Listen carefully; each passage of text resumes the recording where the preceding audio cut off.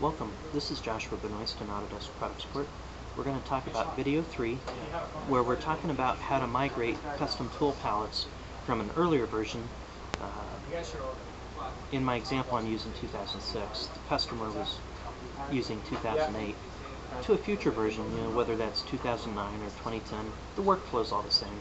So let's look at the problem statement real quick. Pause the video if you want to read this, and let's move on. So where we left off, we were talking about this step 4 when we're publishing a tool catalog, and so it could be, users could see this statement here as, oh, this is a good thing. We want our tools to automatically refresh from the central catalog automatically. So maybe we might want to leave this unchecked. That's not the case. We want to check this. It's a performance measure. So if you imagine all these computers throughout your office automatically pinging the server every few seconds to see if a tool's changed in the central catalog, that's a lot of network traffic. It slows the computer down a lot. I don't want to say a lot. I mean, it's not that bad, but there is a performance hit involved there. Depends on how many users, depends on your network and the hardware.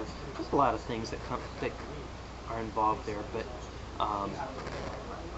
if you update the central catalog, it's easier to send an email and say, hey guys, refresh your catalogs, and you're done with it.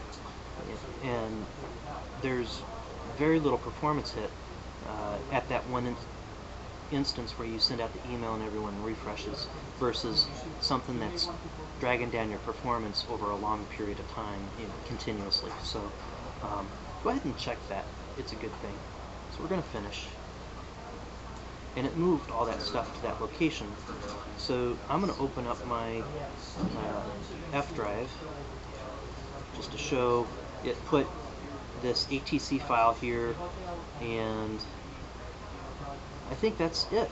That's the only file that sticks in there. So we've published our catalogs now. We can close out of 2006. I have 2010 open already. So what I'm going to do is open up the content browser right here. It's on the Home tab, Tools, drop down, Content Browser. And we go down here, click to add or create a catalog. So add an existing catalog or website. So we're going to browse, and we'll just go to my F drive, and we're going to grab that file right there and say open, and say OK. So it added it right here on the end, and there's my symbols. So I'm going to back up a step and expand my tool palette, and I'm going to lock that open, and then I'm going to go back to the content browser, and I don't know, I probably should have set up my group in here, but I didn't.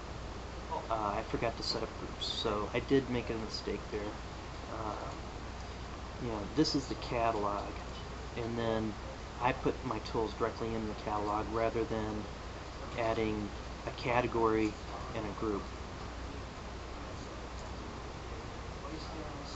These guys should have been inside of here. So that is my fault for missing that stuff. And then we would have dragged this down over to here, and it would have created a category. In the meantime, I'm just going to go ahead and do that myself. I'm going to right-click on the border and say Customize Palettes, and over here I'm going to right-click and say New Group or Category. That's what it is. My custom group. And then over here I'm going to say New Palette. My